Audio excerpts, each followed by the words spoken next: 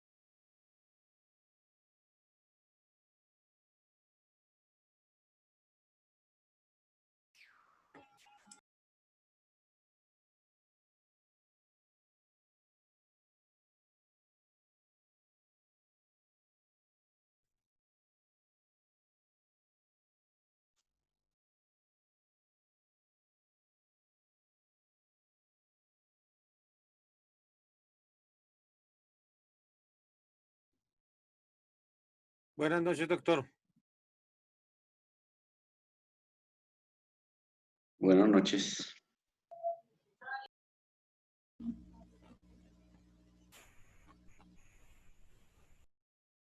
Buenas noches, ¿cómo están?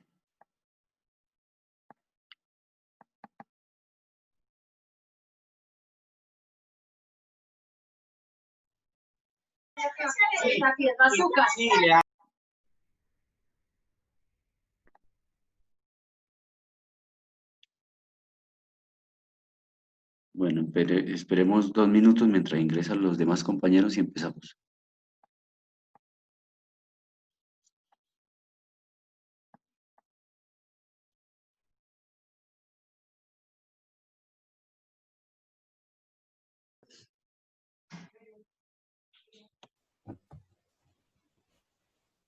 Buenas noches, doctor. Buenas noches. Buenas noches.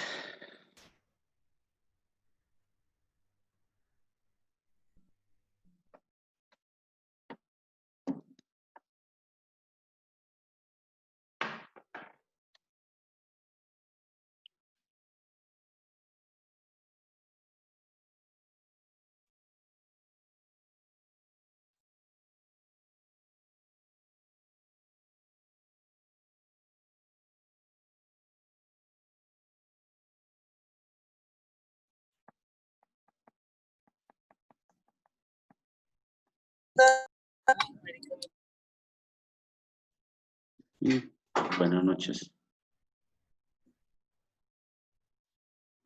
Doctor, buenas noches. Ahora sí, buenas noches. ¿Cómo está, doctor? ¿Cómo le ha ido? Bien, gracias a ustedes. Bien, ¿no? Bien ahí, juicioso, ahí trabajando. Ah, bueno, ¿cómo les fue el fin de semana? Viendo ahí con esa demanda, pero bien, ahí aprendiendo cada día, porque pues uno no se la sabe todas y eso es lo importante, uno aprender, ¿no? Cada día aprender más para ser un poco, ser más profesional un poco en la vida. Claro. Ya la enviaron todos, supongo, ¿no? Yo me imagino que sí, señor. Ahí tocaría preguntarle a Calisto que se conecte a ver cómo si ya la enviaron todos dos. Bueno, listo, ya miramos. En un minuto empezamos. Sí, señor, muchas gracias. Bueno, Miguel no está conectado.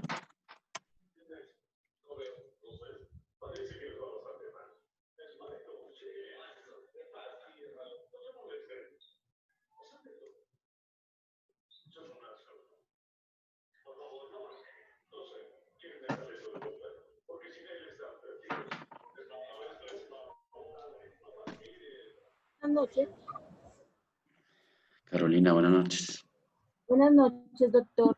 ¿Cómo estás? No sé, alcancé a escuchar a mis compañeros, pues porque como había tanto ruido, que el trabajo del taller de la demanda laboral se enviaba a dónde. Yo tengo entendido que se enviaba al correo. Sí, ¿Estoy bien? sí. Ah, ok. No, es que entendí otra cosa, entonces me asusté. Ah, bueno, doctor, muchas Tu gracias. grupo ya lo envió, ¿cierto? Sí, señor, claro, sí, señor. ¿A qué hora lo enviaron? Lo enviamos sobre las 5:30, doctor. Ah, bueno, listo. Bueno. Listo, buenas noches para todos y para todas. Buenas, Doctor Bautista, buenas noches. Miguel, buenas noches. ¿Cómo están todos? buenas noches, Bien, doctor. gracias, sí, señor. Hola, Meili, ¿cómo vas? Buenas noches, profe. Diana, buenas noches. ¿Cómo están? Muy bien, sí, señor. Bueno, cuénteme cómo les fue con la experiencia de haber Muy bien, mi doctor. elaborado una demanda en materia laboral. ¿Fácil o Muy- difícil? Pues, doctor, con lo que hemos visto en clase, se hizo posible hacerla, pero no fácil. ¿Por qué? ¿Qué dificultades tuvimos? Pues desde lo personal, era la primera vez que redactaba en su totalidad una demanda y pues, pero trabajé con un excelente grupo y como le digo, doc, teniendo en cuenta lo que habíamos visto en clase, yo creo que el resultado fue bastante bueno. Al menos Faltará que al menos para sacar 2.5, No, ¿no? yo diría que el 2.5 pasamos por ahí como en las, como en las pretensiones, pasó ¿Sí? el 2.5. Sí, Bueno, señor. vamos a ver si en los 3 días del fin de semana la alcanzamos a revisar para por lo menos identificar cuáles son esos aspectos a mejorar. ¿Sí? Los que están bien, pues obviamente, pues resaltarlos y mencionarles en qué se puede mejorar. ¿Listo? Bueno, entonces, hoy vamos a mirar un tema que, digamos, siguiendo el orden lógico de la presentación de la demanda, vamos a mirar cuáles son esos actividades procesales que se debe desplegar una vez se presente la demanda. Y lo vamos a ver a partir de lo que está regulado en el Código Procesal del Trabajo y por otro lado en concordancia con el Código General del Proceso. Entonces, vamos a empezar por decir que, digamos, de conformidad con el artículo 189 del Código General del Proceso, la demanda, digamos que no requiere presentación personal. Sin embargo, como les decía la semana pasada, en eso digamos que no hay un criterio unificado, toda vez que en algunos despachos pues se exige que deba tener, digamos, presentación personal, en otros no tanto. Entonces, a veces se encuentran uno con ese tipo de dificultades a la hora de ejercer el litigio. Digamos, es en el campo que estamos explicando en este momento. Entonces, una vez se cumplen con esos requisitos que ustedes elaboraron allí, el artículo 25 y 26, hay tres posibilidades que el juez, a través del artículo 132 del Código General del Proceso, es decir, de realizar el control de legalidad, puede desplegar. Y los vamos a mencionar y vamos a explicar cada uno de ellos.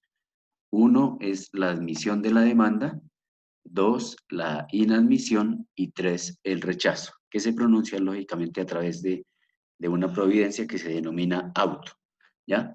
Entonces mencionemos, digamos, cada uno de esos escenarios donde el juez toma decisiones a través de autos. Entonces mencionemos el primero, el de la admisión.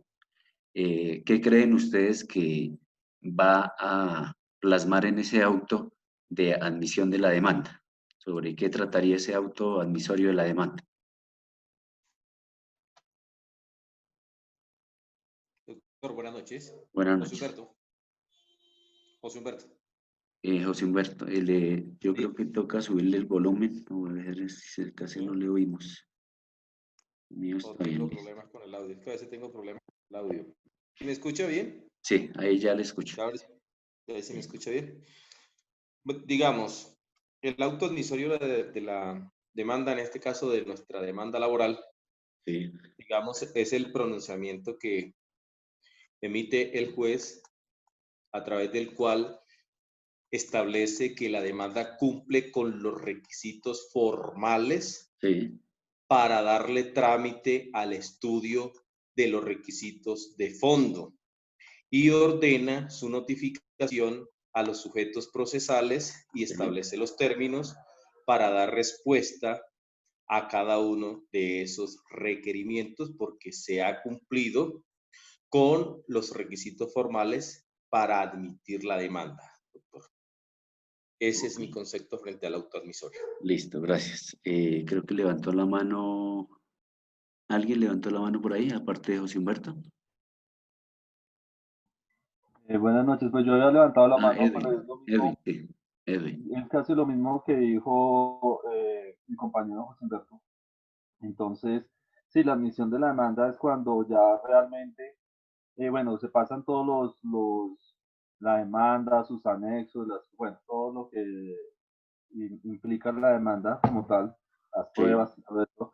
El juez revisa, mirará pues si tiene competencias y bueno, revisará toda esa parte y que los documentos estén acordes y estén acordes a la ley. Si está bien, entonces él admite la demanda notificándole a las partes, en este caso al demandado y al demandante.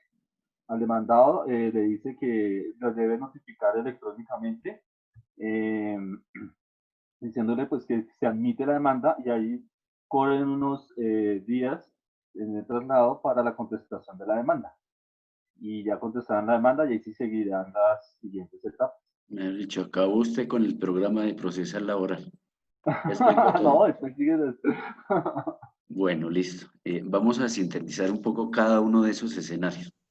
Entonces, vamos a agregar a lo que dijo José Humberto y Edwin lo siguiente. Entonces, efectivamente allí el juez lo que realiza es a través del, vuelvo y repito, del artículo 132 del Código General del Proceso, donde realiza el control de legalidad de cada una de las actuaciones para evitar futuras nulidades, para evitar sentencias inhibitorias que se le realice el control a cada una de esas actuaciones. Y la primera de ellas es precisamente cuando se recibe en su despacho la demanda, que es, digamos, el acto procesal más importante y la columna vertebral de un proceso. Y en el primer escenario, efectivamente, profiere un auto admisorio, es decir, si se cumple con esos requisitos formales que exige el Código Procesal del Trabajo. ¿Cuáles son esos requisitos formales? Los del artículo 25, que establece cada uno de esos requisitos que ustedes muy bien plasmaron allí en el ejercicio, y el artículo 26, que establece los anexos, 25A, 25, 25A y 26, donde establecen los anexos. Pero, ¿qué significa determinar si se cumple con esos requisitos? No es otra cosa que verificar que cada uno de esos presupuestos que establece el artículo 25 se hayan cumplido a cabalidad, tal como lo menciona esta norma. No se trata de mencionar si el hecho que narró el demandante es cierto o no es cierto, sino que simplemente verificar si están relacionados y de acuerdo a la norma, si esos requisitos del artículo 25 se adecuan a esa normatividad. Digamos que no hay un pronunciamiento allí, digamos, de fondo sobre, vuelvo y repito, si ese hecho es cierto o no es cierto. Y en esa medida admite la demanda con, digamos, algunas consideraciones adicionales a las que mencionó José Humberto. Entonces, expide un auto admisorio de la demanda donde ordena el traslado para que conteste la demanda el demandado, y por otro lado se le reconoce personería jurídica al abogado, al apoderado, para actuar dentro del proceso. Y ya más adelante miraremos el tema de la contestación de la demanda, pero lo importante allí es mencionar que admite mediante el auto admite la demanda, se le reconoce personería jurídica y ordena el traslado para que se realicen todas las actividades de notificación para que el demandado ejerza su derecho de defensa y contradicción.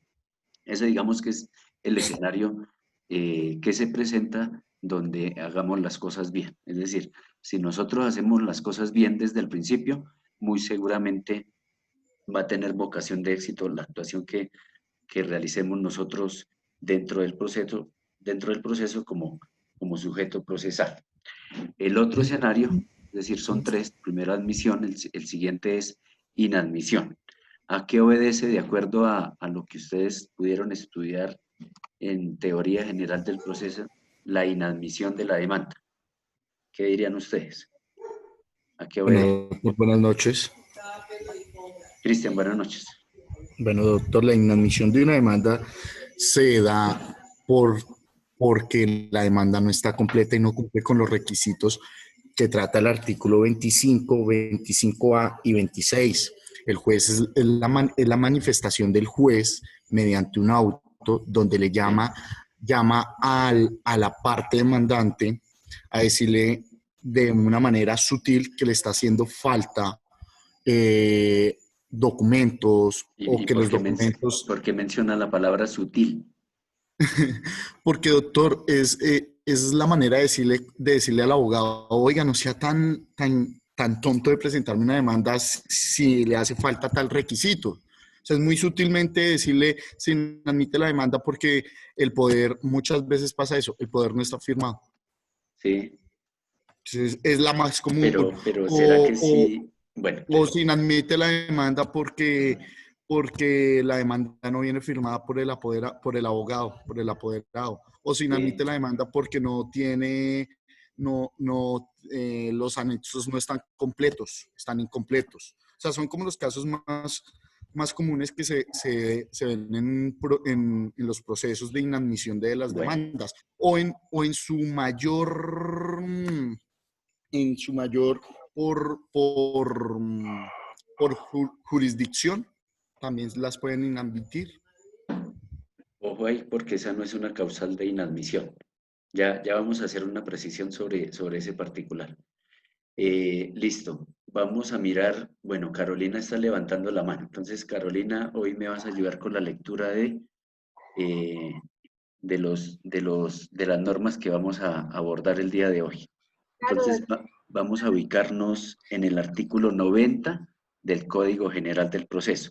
Y esto para, de alguna manera, desvirtuar eso de sutil, porque no se trata solamente de señalarle al demandante cuáles son esos defectos que adolece la demanda, sino que en algunos escenarios se requiere que, en virtud de ese auto inadmisorio de la demanda, adecue, digamos, las pretensiones de la demanda, quizás que no haya adecuado de manera correcta la narración de los hechos, es decir, que no estén, digamos, enumerados, que no estén clasificados.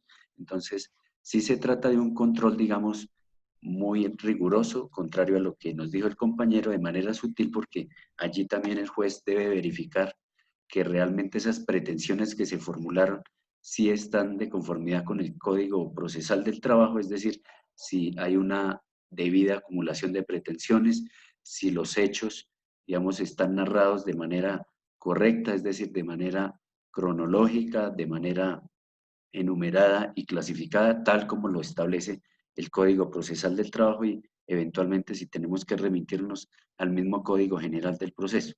Entonces, en vista de esto, digamos que allí hay en el artículo 90 unas causales de inadmisión, ¿sí?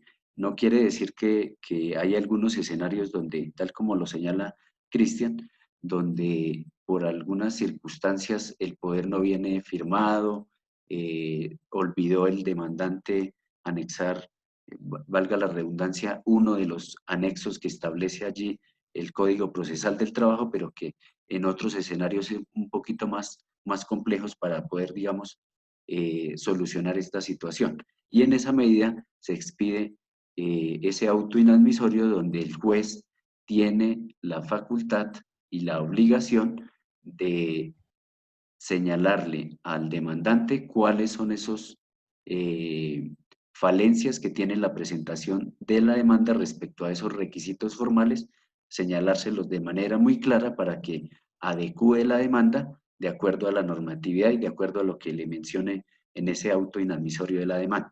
La norma establece allí que tiene, digamos, 5 días para subsanar todos estos defectos que le señala el juez en el auto inadmisorio.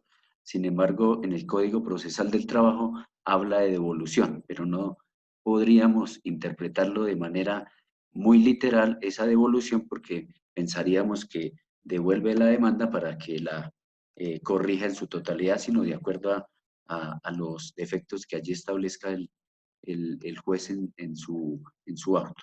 Entonces, miremos rápidamente, Carolina, si nos ayudas con las causales de inadmisión que nos trae el Código General del Proceso, cuáles son para que las tengamos en cuenta. Solamente mencionemos las causales de inadmisión. Ok, doctor. Doctor, primera, cuando no reúna los requisitos formales.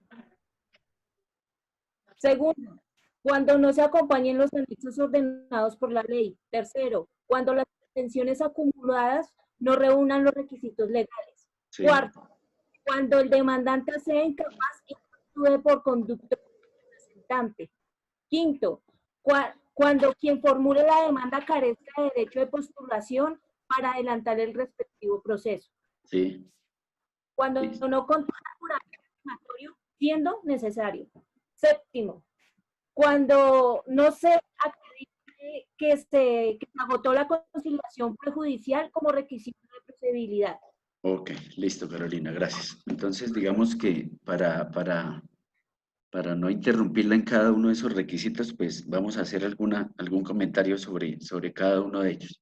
Entonces, el primero de ellos nos dice cuando no reúna los requisitos formales. Entonces, ya como dijimos, de manera reiterada, los requisitos formales están en el 25, 25A y 26 del Código Procesal del Trabajo. Es decir, que se debe cumplir con cada uno de esos requisitos para que el juez no nos inadmita la demanda, es decir, a quién va dirigida la demanda, los hechos, las pretensiones, etcétera, etcétera, para que, digamos, no caigamos en ese error y nos inadmitan la demanda. El segundo es cuando no se acompañan los anexos ordenados por la ley. Entonces, como lo mencionaba Cristian, que no anexamos el poder, no anexamos el certificado de existencia y representación por alguna razón. Sin embargo, aquí la norma es clara en señalar que frente a el no anexo del certificado de existencia y representación, el juez no tendría la facultad de inadmitir la demanda, como quiera que él podría, digamos, a motu propio, oficiar, digamos, cuando se trate de personas jurídicas de derecho privado a la Cámara de Comercio para que se le expida este certificado, pero realmente en la práctica, pues, digamos, esta actividad no la va a realizar el juez, sino, vuelvo y repito, es importante que nosotros le alleguemos todo al juez para que no haya, digamos, dificultades de esta naturaleza. La tercera, recordemos que establece cuando las pretensiones acumuladas no reúnan los requisitos legales. Maylin, ¿cuáles son los requisitos que se deben configurar para que exista una adecuada acumulación de pretensiones de acuerdo al Código Procesal del Trabajo?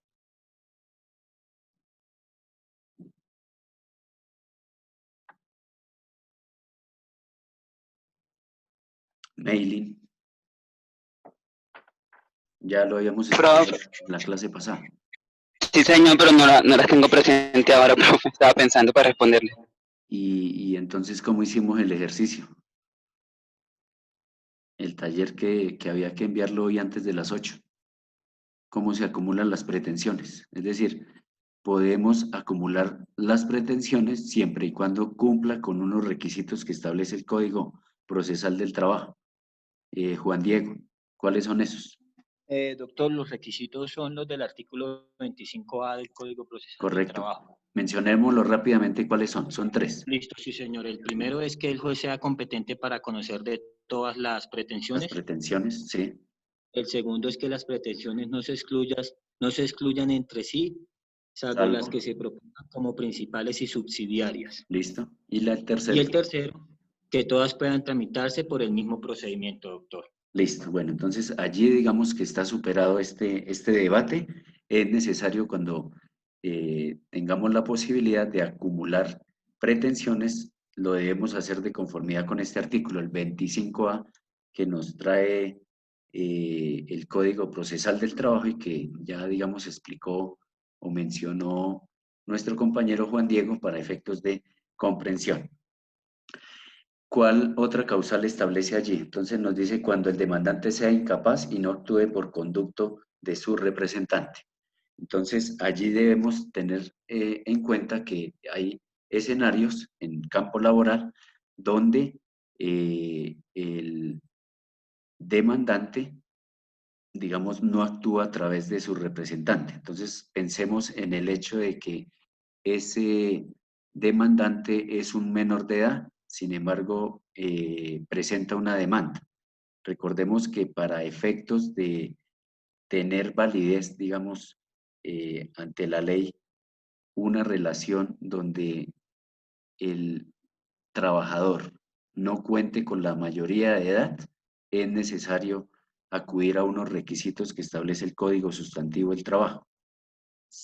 Recordemos esos requisitos que establece el Código Sustantivo del Trabajo para celebrar contrato de trabajo con un menor de edad. ¿Lo recuerdan? ¿Cuáles son? ¿Quién autoriza la celebración de un contrato de trabajo?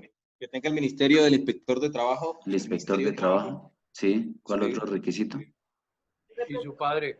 ¿A solicitud de quién? Del menor de edad, ¿no? A solicitud de los padres o el defensor de familia, donde ese inspector de trabajo va a verificar cuáles son las condiciones en que se va, digamos, a ejecutar esa relación de trabajo, donde se debe verificar por parte del inspector de trabajo las condiciones de seguridad, de salud, donde se va a verificar si ese menor de edad ya terminó los estudios básicos, de lo contrario el empleador estaría obligado a concederle el permiso para que este trabajador pueda, digamos, destinar el tiempo necesario para terminar, digamos, las actividades académicas. Y en esa medida se cumplen, digamos, esos requisitos. Entonces, cuando este menor tenga es decir, la norma establece que si ese menor actúa, digamos, a motu propio y no allega, digamos, en el proceso la representación legal de quien va a, de alguna manera, a proteger esos derechos de ese trabajador, podría convertirse acá, de conformidad con este artículo, en la posibilidad de inadmitir la demanda, como quiera que al no tener, digamos, la capacidad jurídica para actuar en el proceso, debe actuar a través de su representante, que en términos normales serían, digamos, los padres, y a través de su apoderado.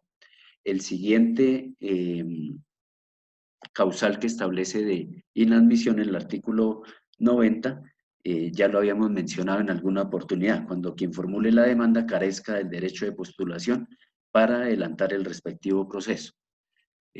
Recuerden que en la división que hicimos sobre los procesos laborales, dijimos que existen los procesos ordinarios, el primero de única instancia y el segundo de primera instancia.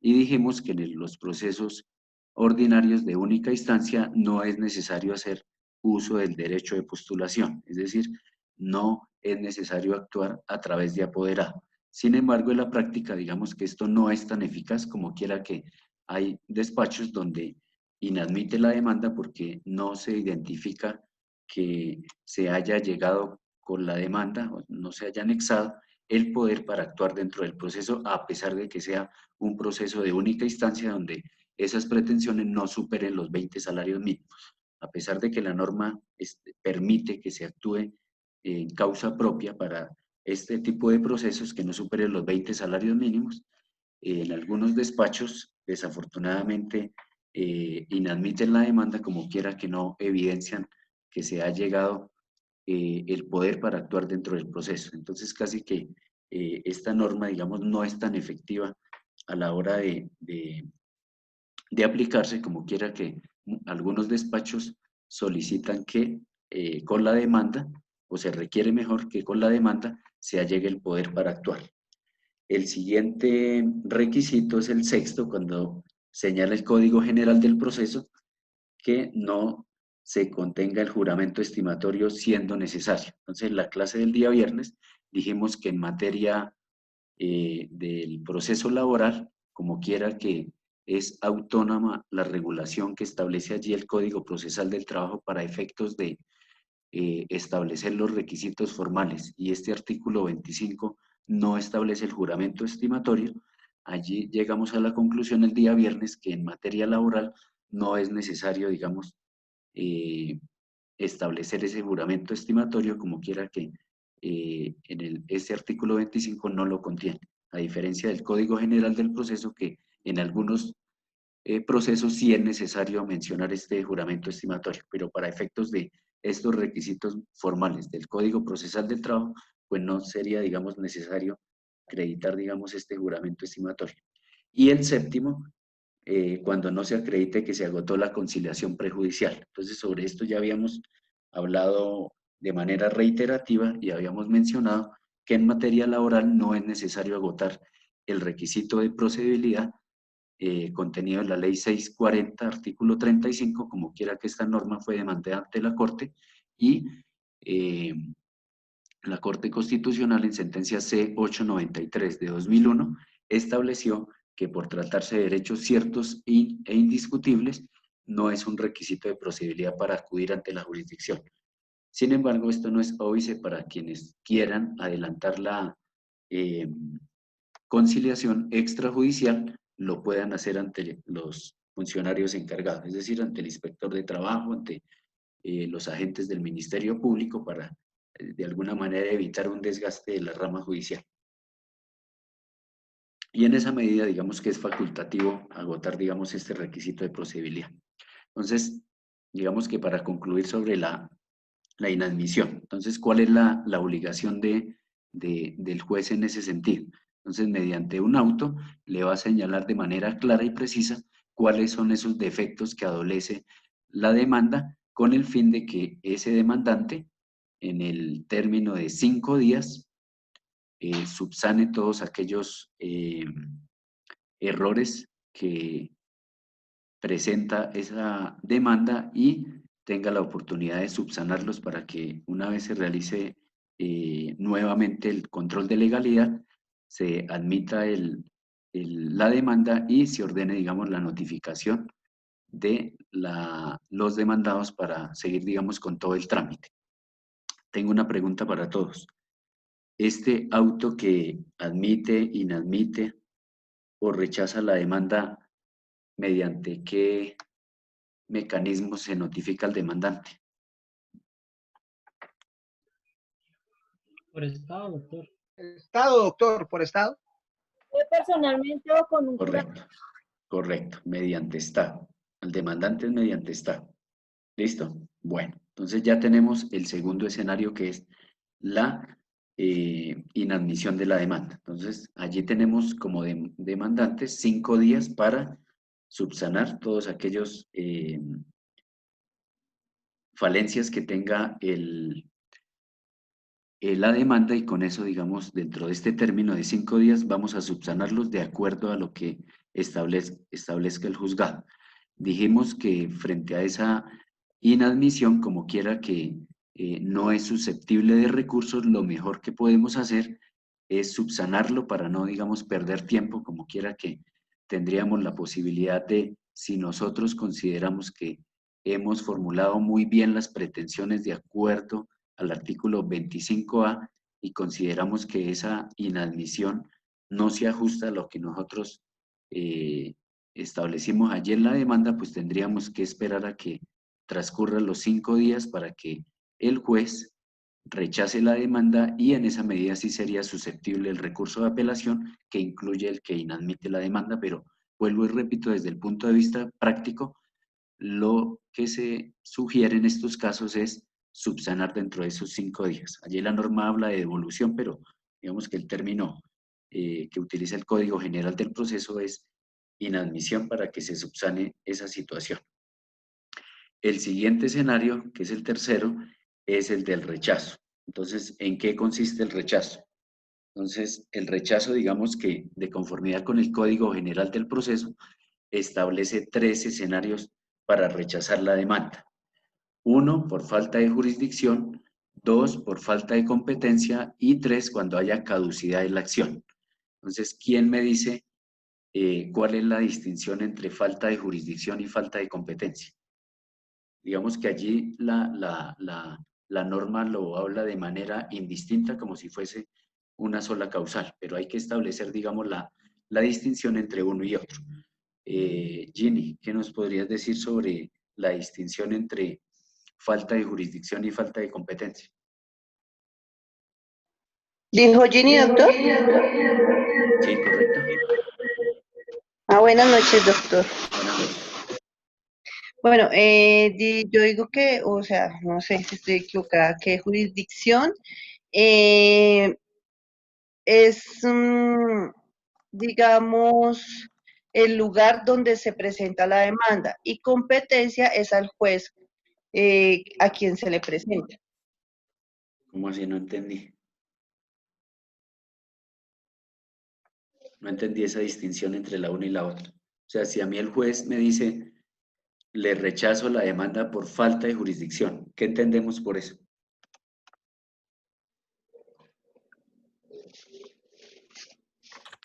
Buenas noches, doctor. Buenas noches, profe.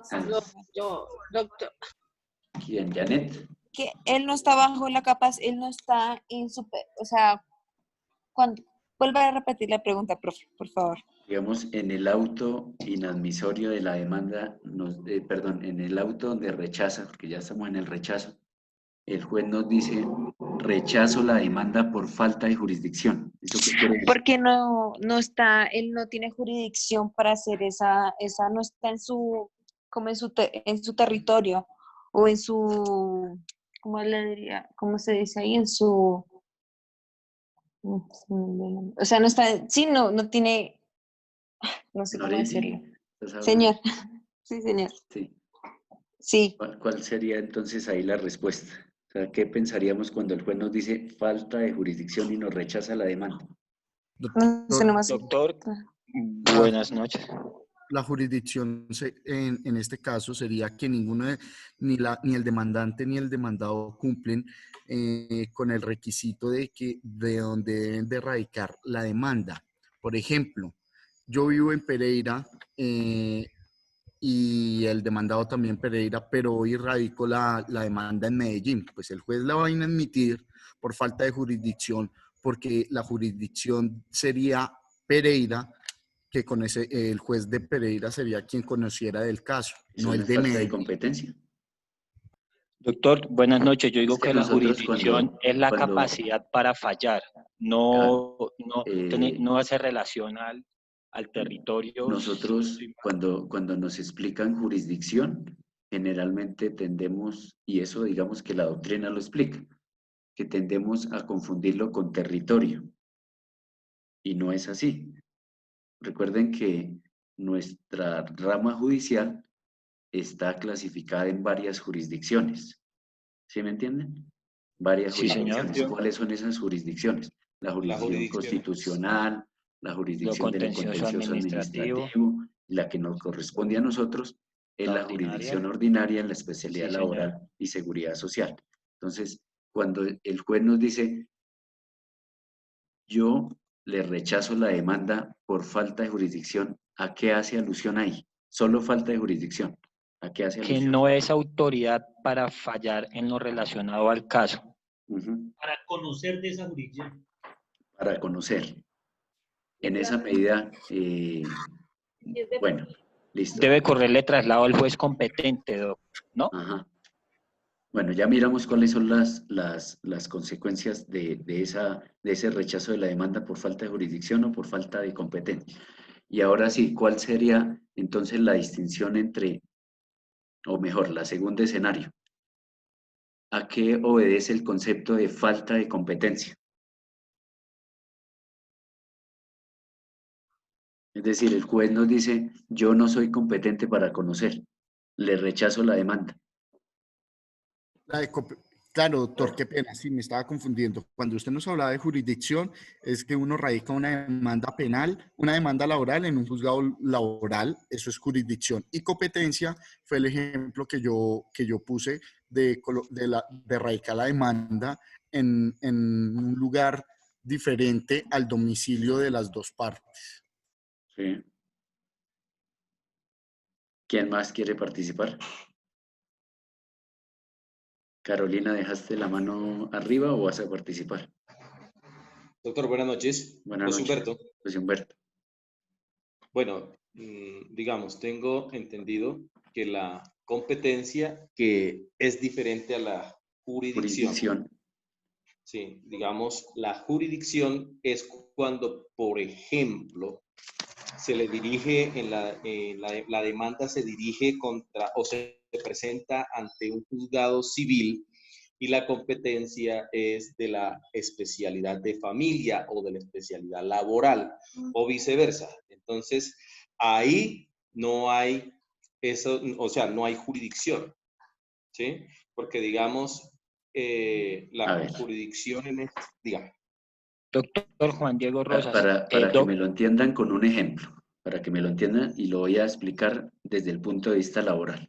O sea, allí la norma nos dice falta de jurisdicción o competencia, o la una o la otra, como si hiciera referencia que es lo mismo. Y no es lo mismo falta de jurisdicción que falta de competencia. Y lo voy a traer a colación con un ejemplo en materia laboral de lo que hemos visto. Recuerden, a ver, le hago la pregunta a ver, a Noretti. Si nosotros tenemos la posibilidad como trabajadores oficiales, ¿cierto?, de ventilar un asunto en el que hay controversia ante la jurisdicción, ¿cuál sería la jurisdicción que va a conocer sobre un asunto en el que el demandante, es decir, la parte activa del proceso, cuál sería esa jurisdicción que va a conocer del asunto de un trabajador oficial?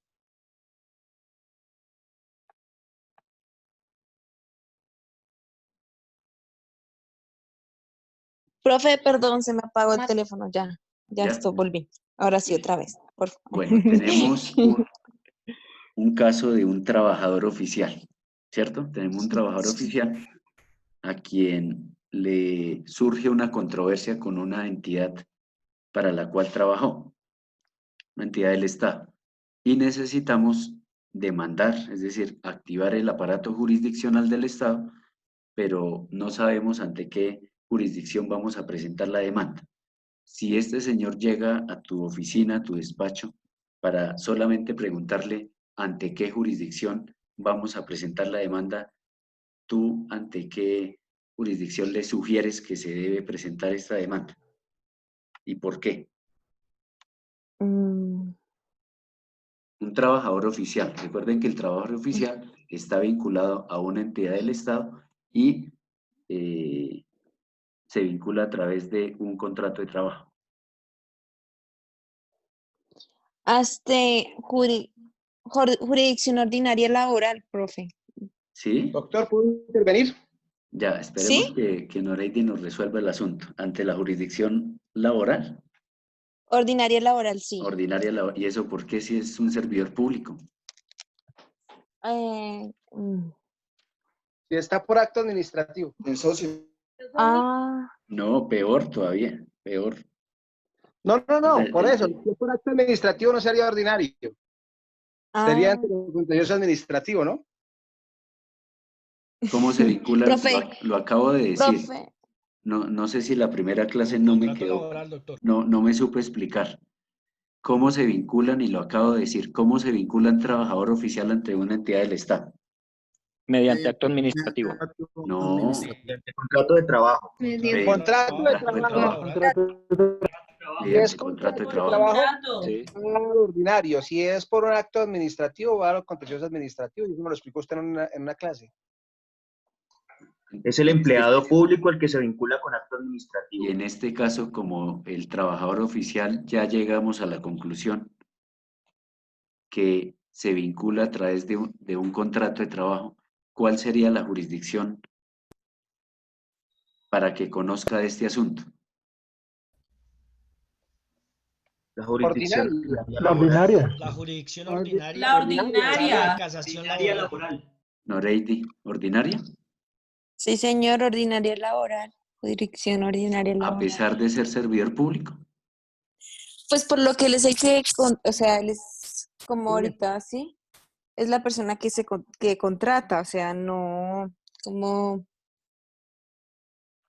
se lo...? Sí, él es el que contratan, o sea, no es, no sé cómo decirlo, porque espera. Porque él es el empleado oficial. A ver, Carolina, ¿me ayudas con la lectura del artículo 2 del Código Procesal del Trabajo?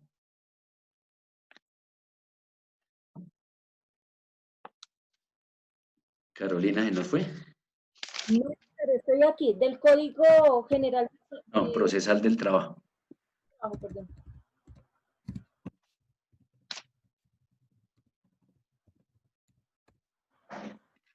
Y alistamos también por ahí alguien que me ayude con el código, el CEPACA, el 104, numeral 4.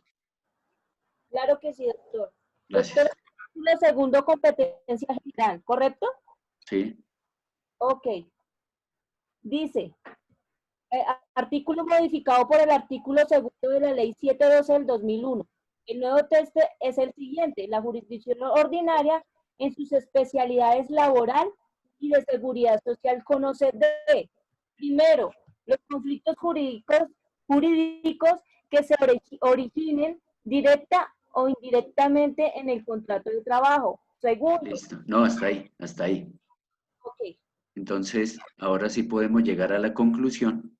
Bueno, leamos el artículo 104, numeral 4 del CEPACA, el Código de Procedimiento Administrativo y Contencioso Profesor, Administrativo.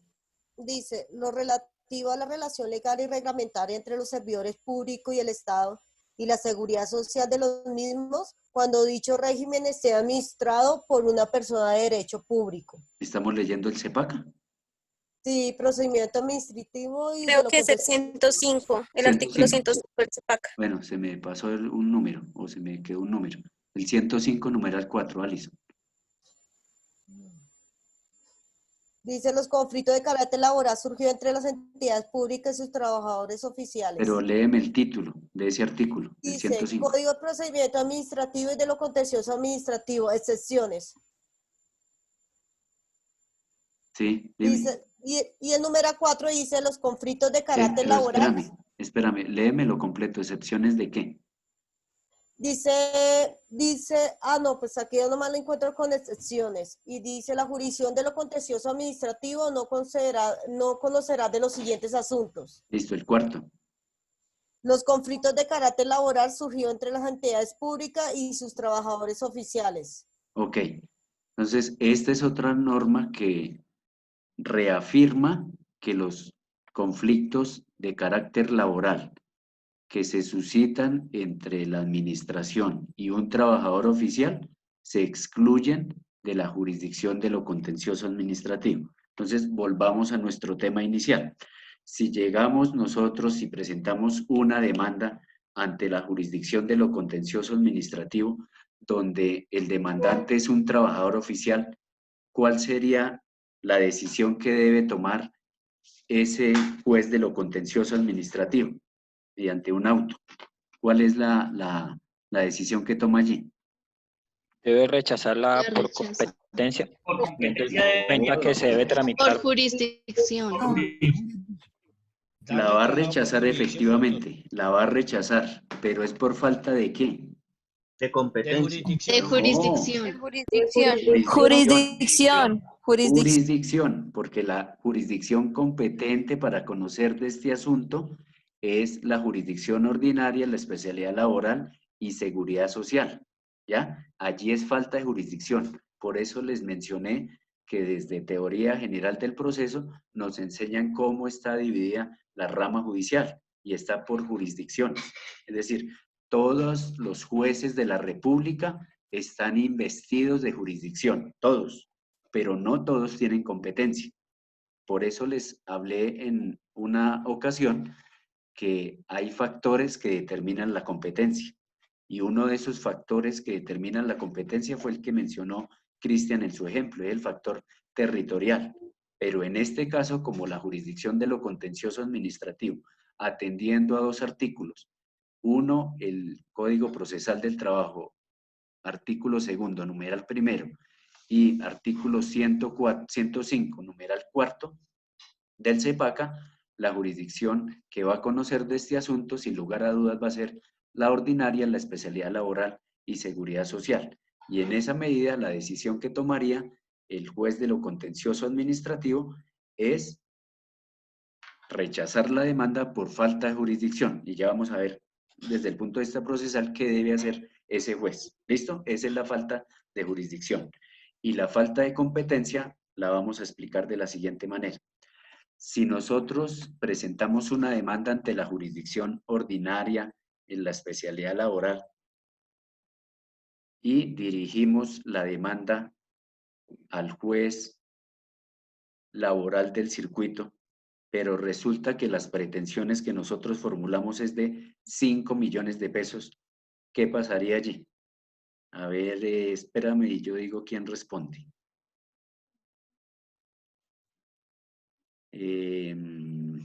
Erika Calderón. ¿Qué pasaría en este evento?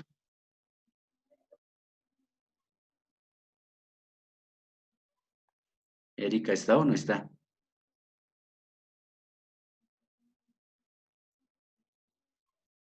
No. Erika.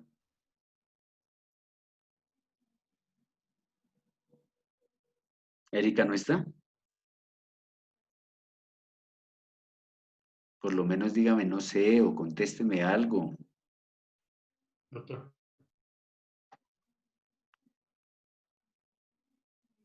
Cindy. Pues doctor no responde, ¿no? Pues sí, pero lo mínimo que me puede decir, porque si yo veo aquí la gente conectada es porque está en clase. Entonces yo voy a suponer que como tienen la posibilidad de no descubrir la cámara, pues simplemente quedan ahí y se van. Cindy Moreno. Buenas noches, doctor. Sí, Buenas señor. noches. ¿Me puede repetir la pregunta, doctor? La Qué pregunta pena. es la siguiente. Presentamos Sí, señor. una demanda ante la jurisdicción ordinaria en la especialidad laboral y seguridad social. Y las pretensiones de la demanda son de 5 millones de pesos. Sí. Dirigimos la demanda ante el juez laboral del circuito en primera instancia. ¿Ya? ¿Qué pasaría allí? ¿Cuál es la decisión que debe tomar el juez que cuando revise la demanda le haga el control de legalidad? Ese juez laboral del circuito, ¿cuál es la decisión que debe tomar? No estoy segura, pero yo creo que la rechazaría por falta de jurisdicción porque es un proceso de única instancia, ya que no supera los 20 salarios mínimos. No sé ¿Es si falta estoy de errada. jurisdicción? ¿De competencia? Competencia. De competencia, doctor. De competencia por cuantía, creo yo. Ahí está la diferencia entre la una. Ahí está la diferencia entre la una y la otra. ¿Sí me hago entender? La una es falta de jurisdicción porque en el primer caso que explicamos, lo debe conocer en la jurisdicción ordinaria, la especialidad laboral y seguridad social. Y la demanda se presentó ante lo contencioso. Entonces, esa es falta de jurisdicción. En este caso, como las pretensiones no superan los 20 salarios mínimos, sería un proceso de única instancia, cuya competencia a quién le corresponde, Cindy, no al juez laboral del circuito, sino a quién, en primera instancia, sino a quién. Entonces, si ese no es competente, es decir, rechaza la demanda por falta de competencia, ¿quién es el competente para conocerlo? ¿El municipal o si es un pequeño? En pequeñas causas, creo, laboral. ¿Cómo se llaman esos jueces? ¿Cuál es la denominación? Municipal, sí. Jueces de A mí competencia. es laboral municipal, ¿no? Pues, Cindy, jueces, Pequeñas causas. De competencia múltiple. jueces de pequeñas causas y competencia múltiple. ¿Listo? Ese sería el competente para conocer de este asunto, como quiera que no supera los 20 salarios mínimos. ¿Listo? Y la otra causal, es decir, hay 3 causales para rechazar la demanda. Una falta de jurisdicción, una falta de competencia y la otra por caducidad de la acción. ¿Listo? Por caducidad de la acción. ¿Cuál es la actividad procesal que debe desplegar el juez frente a ese rechazo de la demanda? Porque definitivamente aquí no hay la posibilidad de ir a subsanar, sino que la rechaza. En los 2 primeros escenarios, es decir, falta de jurisdicción y falta de competencia, el juez tiene la obligación de enviarlo a quien le corresponda. En el primer ejemplo, pues el juez de lo contencioso administrativo deberá enviarla a la jurisdicción ordinaria, la especialidad laboral, para que conozca de este asunto. ¿Listo? Y en el segundo escenario, pues como lo conoció o por lo menos llegó a su despacho el juez laboral del circuito, la obligación es enviársela al juez de pequeñas causas y competencia múltiple. Y en el tercer escenario, que es el escenario más complejo, más, digamos, difícil para el demandante, es que sencillamente se le devuelve la demanda y le dice vaya a estudiar derecho, porque ahí termina el proceso, ¿ya? Es decir, cuando hay caducidad de la acción, se le hace el desglose de la demanda y le dice muchas gracias, muy amable, caducidad de la acción, por lo tanto, se rechaza la demanda. No quiere decir que no se pueda, digamos, presentar, digamos, un recurso frente a esta decisión, pero ojo que este escenario es bastante complejo para el demandante. Si nos rechazan la demanda por caducidad de la acción, sencillamente nos dicen vamos a estudiar derecho nuevamente porque perdimos el año. En cambio, en los 2 escenarios primeros, pues allí sí tiene la facultad de enviarlo al competente. ¿Listo?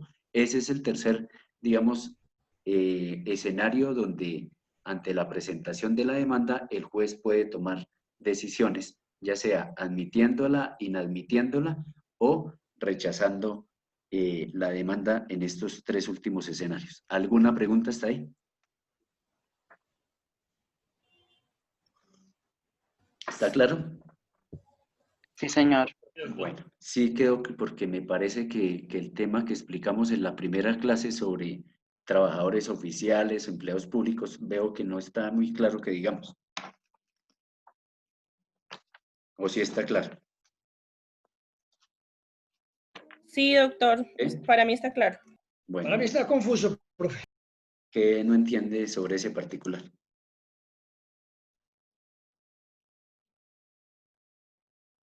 ¿Sigifredo fue el que habló? Sí, profe, la verdad tengo un sancocho en mi cabeza que no sé qué hacer con él. ¿Pero qué sancocho? ¿Cuál es? Esa parte de la jurisdicción y la competencia, aún no los tengo, no logro discernirlos correctamente, profe. A ver, ¿todos tienen la misma dificultad o solamente Sigifredo?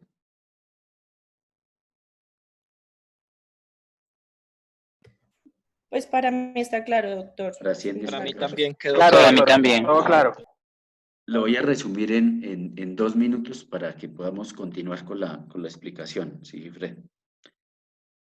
Resulta que la ley 270 del 96, la ley 1285 del 2009, establece, digamos, cómo está dividida la rama judicial y la clasifica por jurisdicciones. Entonces, ustedes ya saben cuáles son las jurisdicciones.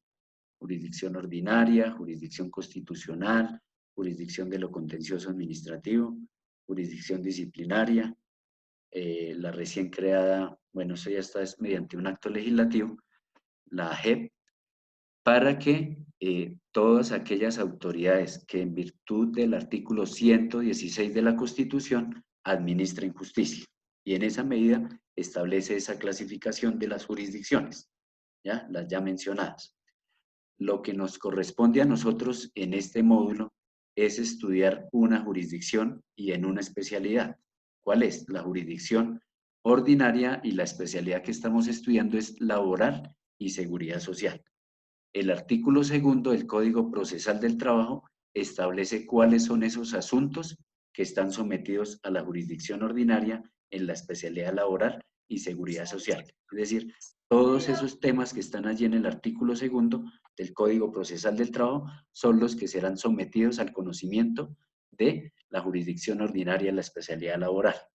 Dentro de esa estructura de la jurisdicción ordinaria en la especialidad laboral hay, digamos, una especie de jerarquías. Es decir, hay unas competencias que establece la ley para que los jueces conozcan de estos asuntos, para que se distribuya esa jurisdicción. Porque, como lo dije al principio de la explicación, todos los jueces de la República están investidos de jurisdicción, es decir, para administrar justicia, pero no todos van a ser competentes para conocer de todos los asuntos. Entonces, hay unos factores que la doctrina establece para que determinado juez conozca de un asunto. ¿Cuáles son esos factores? El factor objetivo, que ya dijimos que obedece a la naturaleza del proceso y a la cuantía. Por otro lado, tenemos el factor subjetivo, que obedece a la calidad de las partes. Otro, el factor territorial, que se refiere valga la redundancia, al lugar donde se va a presentar la demanda, el juez del territorio. Ahí sí hacemos, digamos, un símil con territorio. Y por otro lado, el factor funcional, que obedece, digamos, a esas jerarquías. En la jurisdicción ordinaria, en la especialidad laboral, pues hay unos jueces que conocen de esos asuntos. Entonces, jerárquicamente, ¿cómo los distribuye la misma ley 270 y la modificación que hizo la ley 1285 del 2009? Entonces, en orden ascendiente. Entonces, tenemos primero los jueces de pequeñas causas y competencia múltiple. Estos jueces lo que van a conocer son aquellas situaciones o aquellas pretensiones o procesos mejor donde no superen los 20 salarios mínimos legales mensuales vigentes al momento de la presentación de la demanda, ¿ya? 20 salarios. Y por otro lado, tenemos los jueces laborales del circuito que conocen de procesos que supere los 20 salarios mínimos legales mensuales vigentes. Esto en cuanto a la cuantía, que es uno de los factores que mencioné. Y a su vez, hay otro factor que determina la competencia, y es dependiendo, digamos, de la naturaleza del proceso.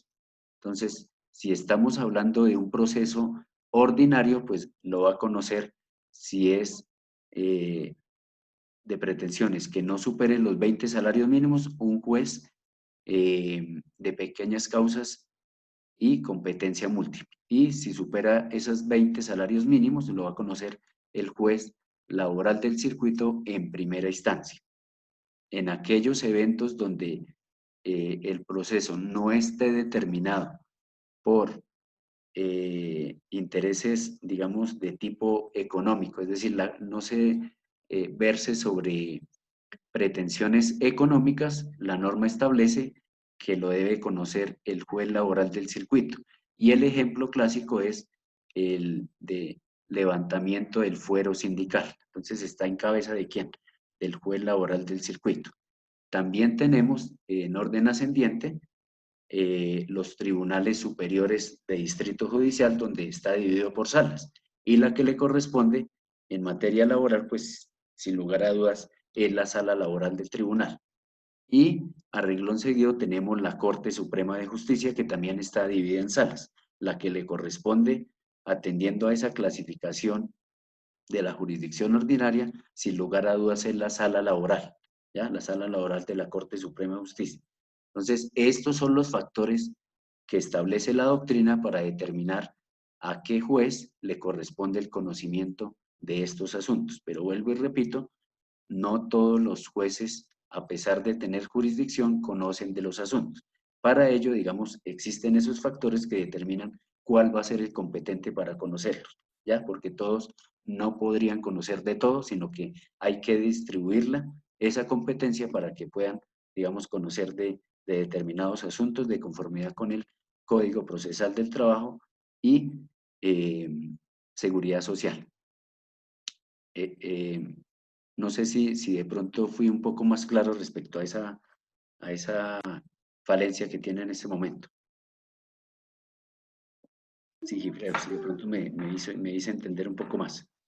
Sí, profe, gracias, muy amable. Entonces, sin embargo, pues esto no es suficiente, digamos, con las clases que tengamos en una facultad de Derecho, sino que es necesario que consultemos doctrina para que podamos entender un poco este tipo de situaciones y seguir, digamos, avanzando. ¿Listo? Bueno, sigamos con nuestro tema, que lo dejamos ahí stand-by. Entonces ya dijimos que respecto a esa presentación de la demanda, vimos los 3 escenarios: de admisión, de inadmisión y de rechazo de la demanda. Inicialmente dijimos que frente a esa admisión, el juez toma, digamos, mediante un auto, la decisión de efectivamente admitir la demanda, reconocerle personería jurídica y ordenar el traslado al demandado para que conteste la demanda. Ya cuando veamos cada uno de esos procesos, miramos cuál es el término que tiene el demandado para contestar la demanda, que en materia laboral, digamos, serían 10 días en los procesos ordinarios. Pero más adelante, digamos que ahondamos sobre este particular.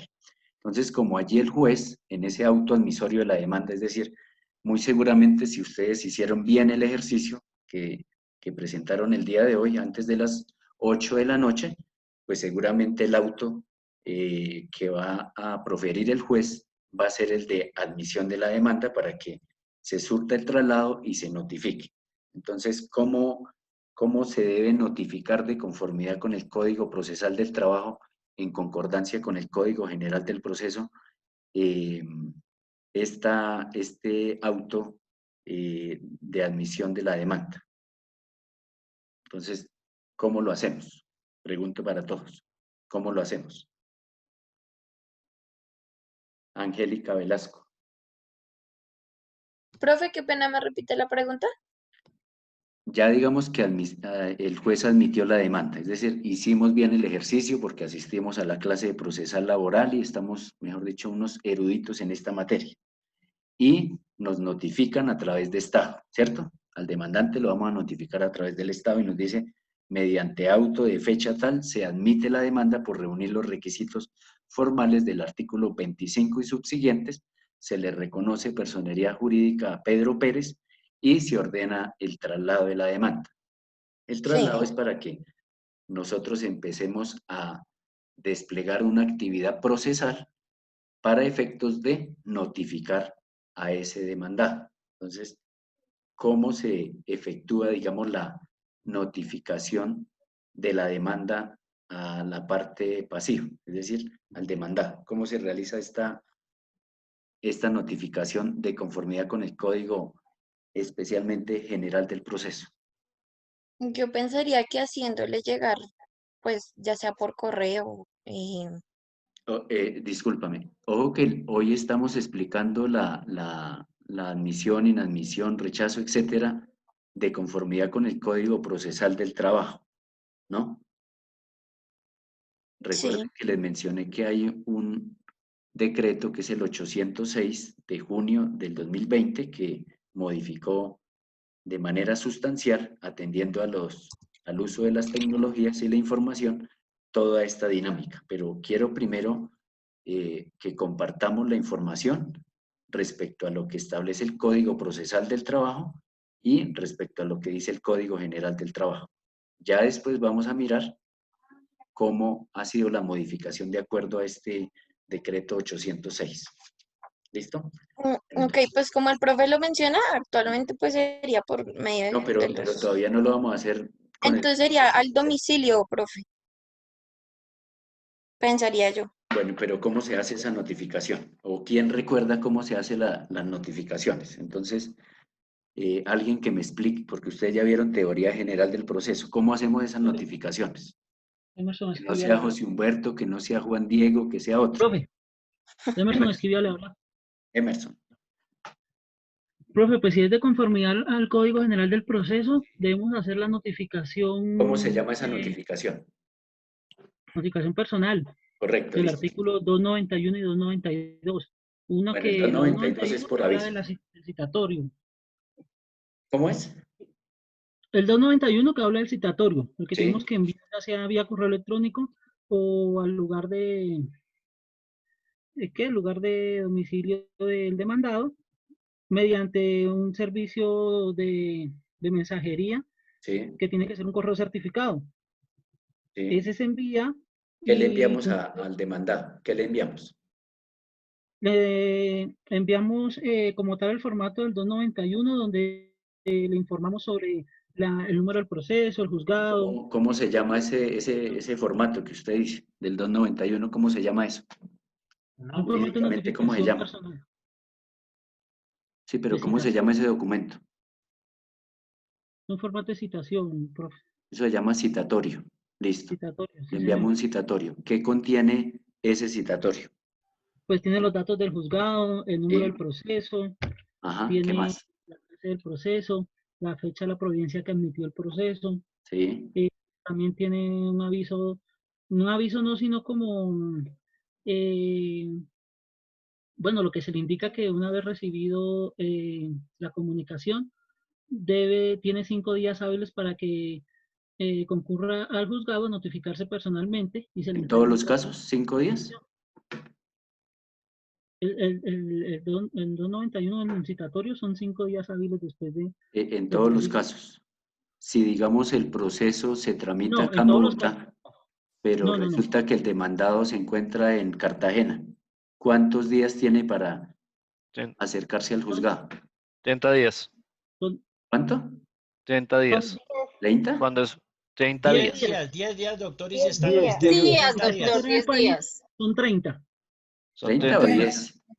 30 días y está Son 10 días. afuera de la 10 días, metropolitanidad. Ese es el numeral tercero, ¿no? Del 91. Espere. Ahí está claro. Dice que si es en el exterior, 10 sí son días 30 hábiles, días. doctor. Son 10 días hábiles y si es por A ver. era fuera Janet, del exterior, 30 Janet días. Pérez, aclárame frente a estos 3 escenarios. Janet Pérez. Si el Señor. demandado, el proceso se va a tramitar ante el juzgado 23 laboral del circuito. Si está acá en Bogotá, ¿cuántos días tiene el demandado para acercarse a notificarse? 10 días hábiles. ¿Acá en Bogotá? No, si es aquí, si es aquí en Bogotá, 5 días, y si es fuera de Bogotá, 10 días. ¿Y es en el exterior? Hábiles. Y en Y si es en el exterior, ahí sí me corcho, porque ahí sí no sé. 30 días. 30 días, doctor. 30. Listo, entonces para todos, si el demandado se encuentra en el mismo territorio donde cursa el juzgado, donde se va a adelantar todo el proceso, son 5 días. Si es el juez laboral 23 del circuito de Bogotá y el demandado se encuentra en Suba, pues sencillamente tiene 5 días hábiles para que se acerque al juzgado y se notifique de la providencia, ¿ya?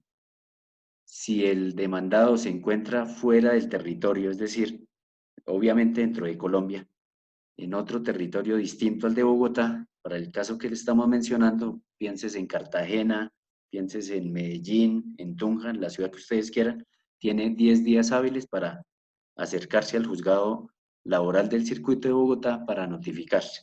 Y si está en el exterior, tiene 30 días. Hasta ahí vamos todos, ¿cierto?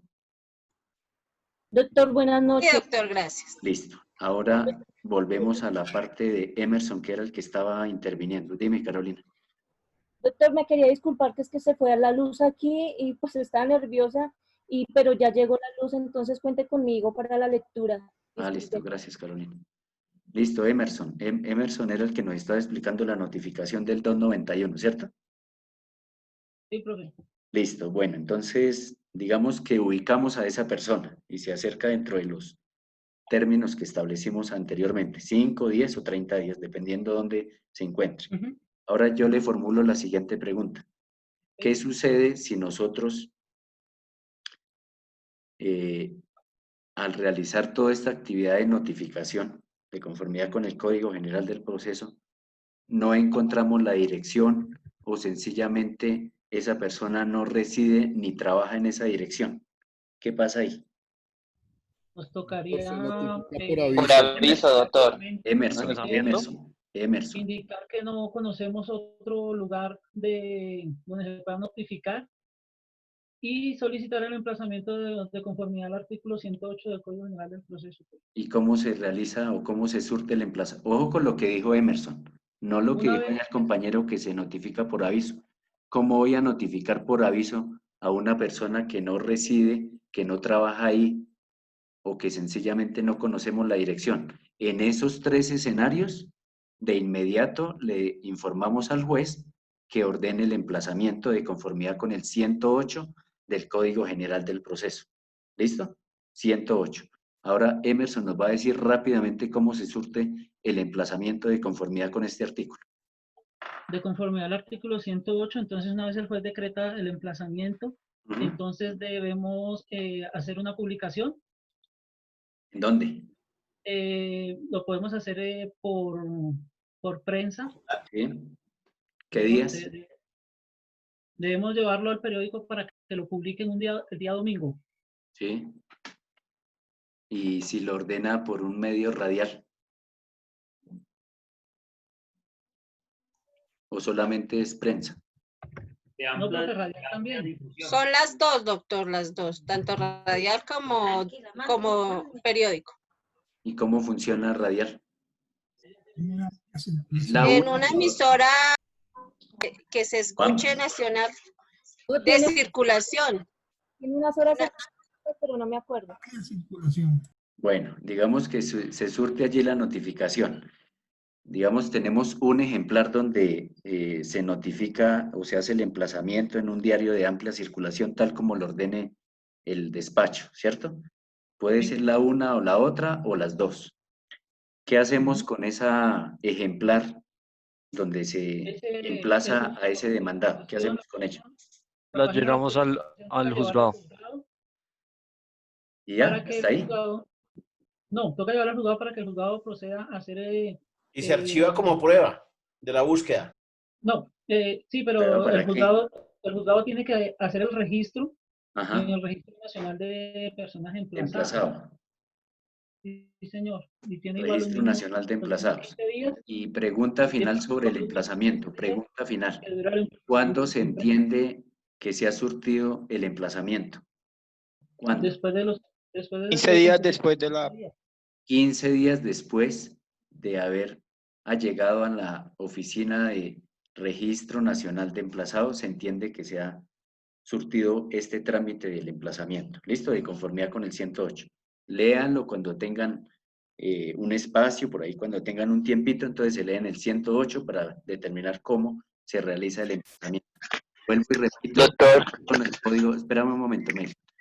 Vuelvo y repito, esto se realizaba con el Código General del Proceso. Repito, hay una norma que es el decreto 806 de junio 4 del 2020 que modificó sustancialmente esta situación, pero lo vamos a explicar más adelante. Listo, tenemos ese escenario, Emerson. Vamos a seguir con el mismo hilo conductor para no perder. Listo.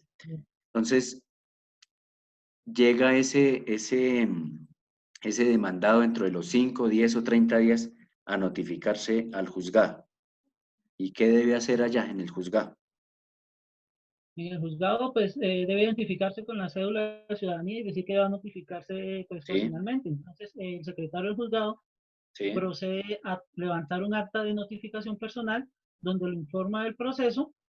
Eso pues si va a concurrir dentro de los 5 días, ¿no? Porque si va a concurrir ya después de enviado el aviso, una vez de que se envíe el aviso del 292, él tiene solo 3 días para retirar el traslado y ahí se le cuentan los 10 días de traslado que tiene para la demanda. Pero esto ya se me fue para el 292. Todavía estamos No, en pues, el 91. la notificación, entonces, ¿qué hace el secretario? Levanta el acta de notificación, ¿sí? Lo informa que tiene los 10 días para contestarle la demanda hábil. ¿Qué le entrega el secretario del despacho? Le entrega copia del acta de notificación y los traslados. Sí. ¿Y qué es el traslado? El traslado es la copia de la demanda, donde va toda la demanda con sus anexos, mensaje de datos, que es el CD, y una copia del acta de notificación. Listo, gracias. Junto con el auto que admitió la demanda. Ok, bueno, ahora vamos a preguntarle a Javier Santís. Resulta que este señor tenía, como ya lo dijimos, esta es la explicación que dio acá nuestro compañero Emerson, ¿cierto? Del 291. Pero resulta que este señor tenía 5 días para acercarse al despacho para notificarse de conformidad con el 291. ¿Ya? Le llegó la notificación. Y resulta que transcurrieron los 5 días y no fue a notificarse. ¿Qué pasa allí? Javier Santís.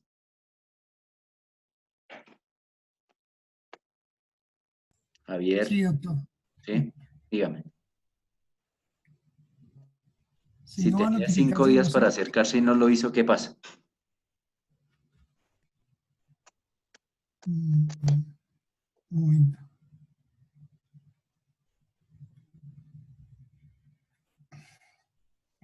¿No pasa nada? Debe pasar algo, pero no lo tengo claro. ¿Quién nos ayuda? Eileen. Doctor, qué pena, no sé, yo va también la pregunta la quería comentar, porque el inciso sexto del 91 dice: cuando el citado no comparece dentro de la oportunidad señalada, el interesado procederá a practicar la notificación por aviso. ¿Será eso, doctor? ¿Me está preguntando o lo está afirmando? No, lo estoy afirmando, que el artículo 291 en su inciso sexto dice: cuando el citado no comparezca dentro de la oportunidad señalada, el interesado procederá a practicar la notificación por aviso. Bueno, ¿y en qué consiste la notificación por aviso?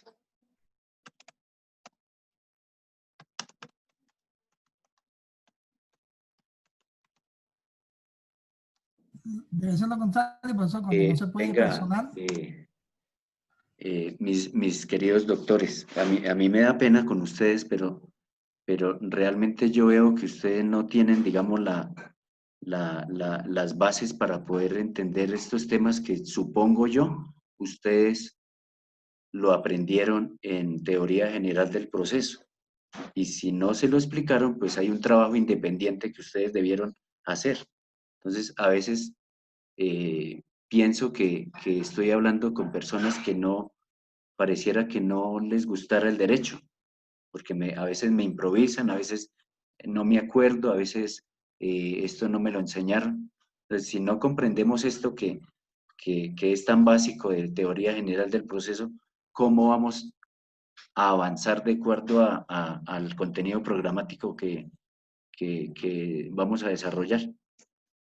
Así es un poco complicado. O sea, se supone que estas notificaciones del Código General del Proceso, que ya han sido modificadas por otra norma, no las conocemos. Entonces, imagínense, para abordar el decreto 806. ¿Mm? Ahí, ¿cómo hacemos? ¿Cómo hacemos allí? Profe, está citado en el artículo 292. Sí, pero es que yo les pregunto a ustedes y no me responden. O me Profe, responden de manera equivocada. No, Profe, a ver, buenas noches. yo, digamos, uno como docente establece la diferencia entre calificar y la diferencia que existe desde el punto de vista numérico, ¿sí? Una cosa es que yo le diga, un estudiante saca determinada nota, ¿m? Y otra muy distinta es evaluarlo. Todo el tiempo, desde el primer día que estoy en clase con ustedes, yo los estoy evaluando, ¿sí? Yo los estoy evaluando. Evaluando es que yo empiezo a identificar a aquellos estudiantes que tienen el suficiente conocimiento, tienen una estructura para poder responder y poder, digamos, identificarse con toda la temática que estamos compartiendo. Pero siempre son los mismos, siempre son los mismos. Ya José Humberto iba a levantar la mano otra vez. Siempre son los mismos. Pero si yo no encuentro, digamos, ese compromiso de parte de ustedes de estar estudiando, recuerden que para eso yo publico desde el primer día el contenido programático. Y el contenido programático no es para que ustedes digan en la evaluación, ¿el profesor publicó el contenido programático el primer día? Sí.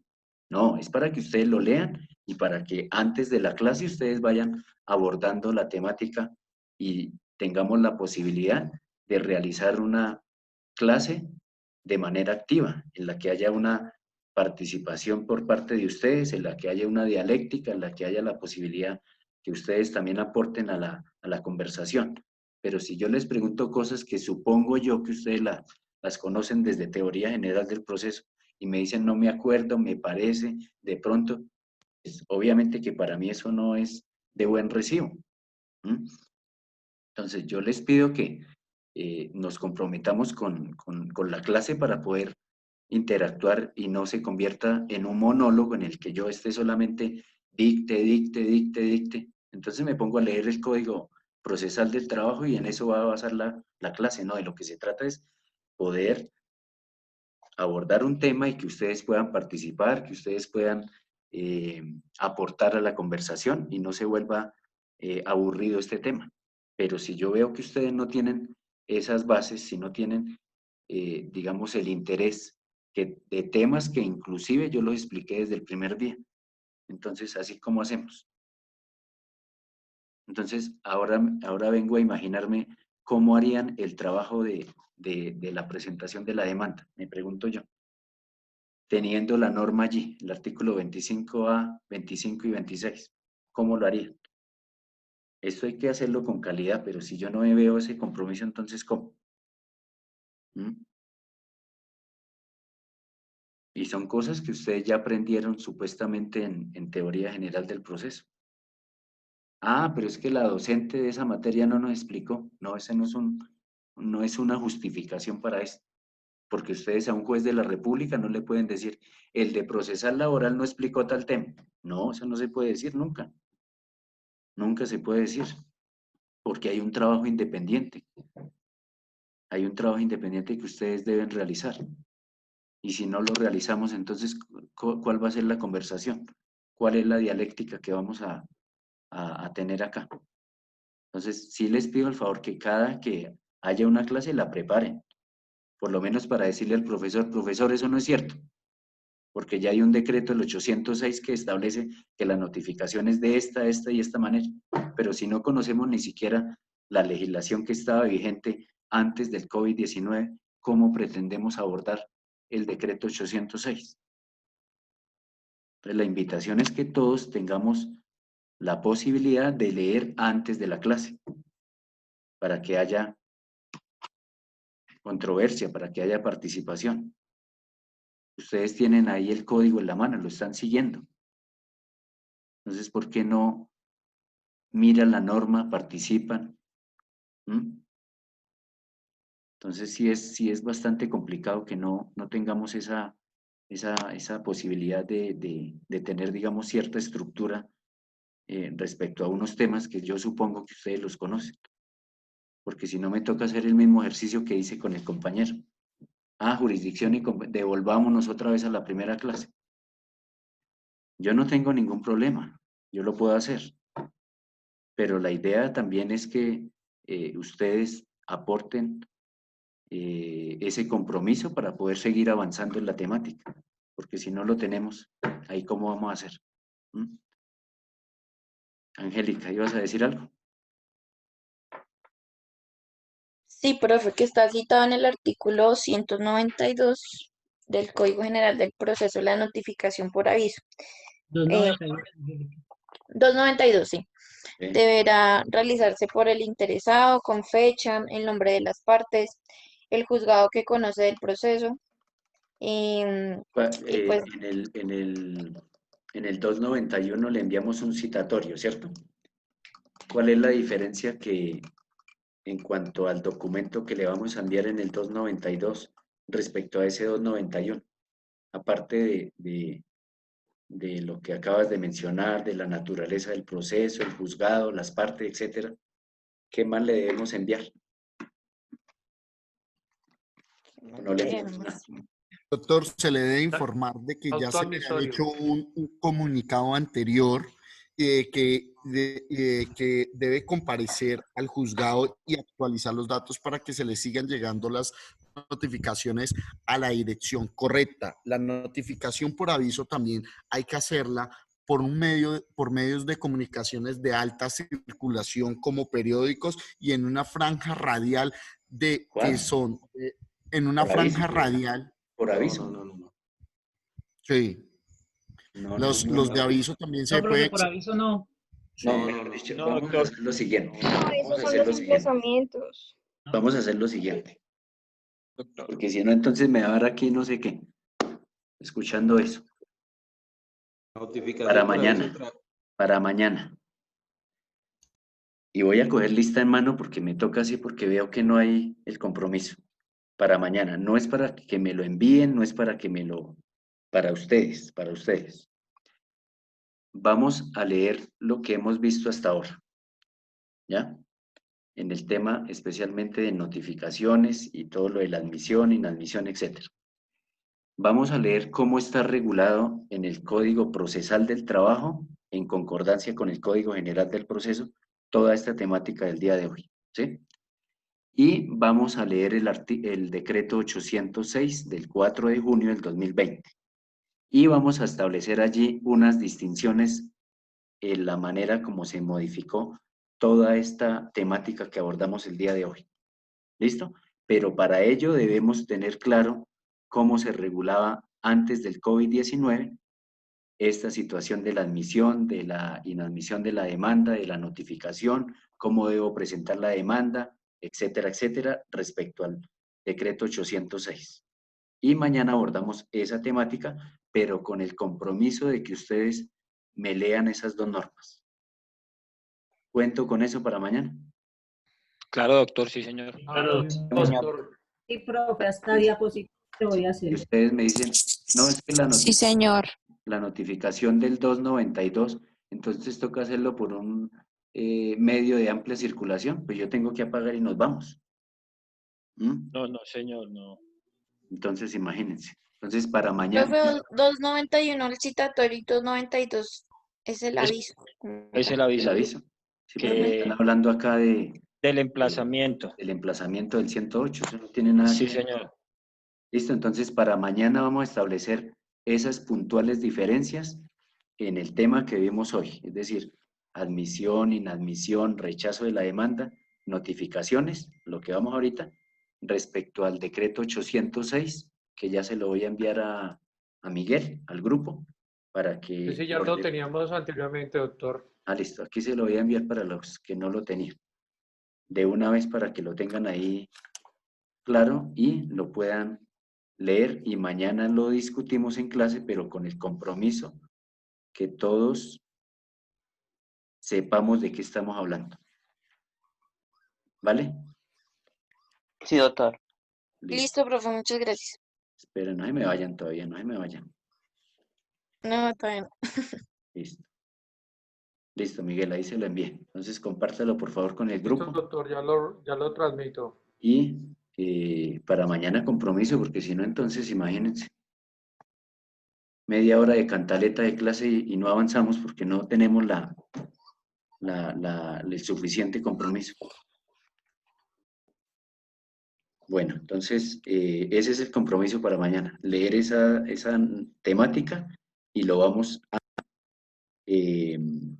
diferenciar con el decreto 806 y vamos a identificar esas situaciones muy particulares donde se cambió lógicamente cómo se realiza toda esta actividad procesal. ¿Listo? Bueno, voy a tomar el registro. Listo, doctor.